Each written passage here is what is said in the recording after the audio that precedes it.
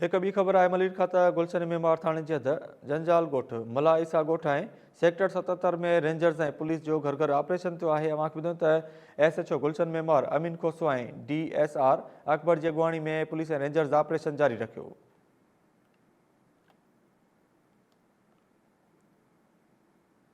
Intelligence staff ऐं औरत एहलकार बि ऑपरेशन में शामिल हुआ। अवांखे ॿुधायूं त डिवाइस ज़रिए घर घर झड़ती जो अमल जारी आहे।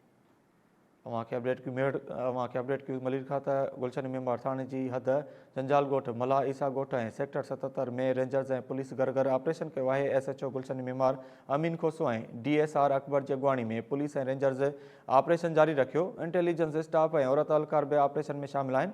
डिवाइस ज़रिए घर घर झड़ती जो अमल जारी आहे। ब्रेकिंग न्यूज़ आहे मलिर खाता गुलशन मेमार थाने जी हद जंजाल ॻोठ मला ईसा ॻोठ ऐं सेक्टर 77 में रेंजर्स ऐं पुलिस घर घर ऑपरेशन कयो। SHO गुलशन मेमार अमीन खोसो ऐं DSR अकबर जी अॻुवाणी में पुलिस ऐं रेंजर्स ऑपरेशन जारी रखियो। इंटेलिजेंस स्टाफ ऐं औरत एहलकार बि ऑपरेशन में शामिल आहिनि। डिवाइस ज़रिए घर घर झड़ती वरिती वई। ख़बर आहे मलिर खाता गुलशन मेमार थाने जी हद जंजाल ॻोठ मला ईसा ॻोठ ऐं सेक्टर 77 में रेंजर्स ऐं पुलिस जो घर घर ऑपरेशन थियो। SHO गुलशन मेमार अमीन कोसो ऐं DSR अकबर जी अॻुवाणी में पुलिस ऐं रेंजर्स ऑपरेशन जारी रखियो।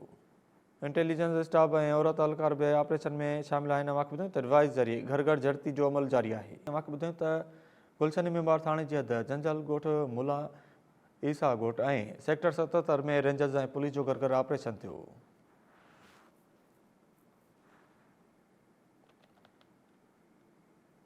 इन हवाले सां राब्तो बहाल थियो आहे। लाइन ते मौजूद आहे असन ट्रगड़ जी असन तफ़सीली जो। गुलशन मेमार पुलिस जंजाल ॻोठ मुला ईसा ॻोठ सेक्टर 77 में पुलिस ऐं रेंजर्स पारां गॾियल तौर जेको आहे घर घर तलाशी वरिती वई ऐं डिवाइस ज़रिए जेको आहे माण्हुनि जी जेको आहे मशकूक माण्हुनि जी जांच कई वई। इन ऑपरेशन दौरान रेंजर सां गॾु पुलिस पिणु जेको आहे तलाशी में हिसो वरितो, जॾहिं त इंटेलिजेंस स्टाफ लेडीज़ स्टाफ समेत ॿियनि पारां जेको आहे मुख़्तलिफ़ जेके ॻोठ आहिनि उन्हनि में जेको आहे शकी माण्हुनि खे जेको आहे डिवाइस चेक कयो। SHO गुलशन मेमार अमीन खोसो ऐं DSP अमीर अकबर जी अॻुवाणी में जेको आहे सर्च ऑपरेशन कयो। सर्च ऑपरेशन दौरान मशकूक माण्हुनि जी तलाशी वरिती ऐं डिवाइस ज़रिए उन्हनि जो जेको डेटा पिणु चेक कई वई। जॾहिं त पुलिस ऐं रेंजर्स जी गॾियल कार्रवाई दौरान शकी माण्हुनि खे जेको आहे थाणे आणण बाद उन्हनि शिनाख्त खां पोइ जेको उन्हनि खे छॾे वियो।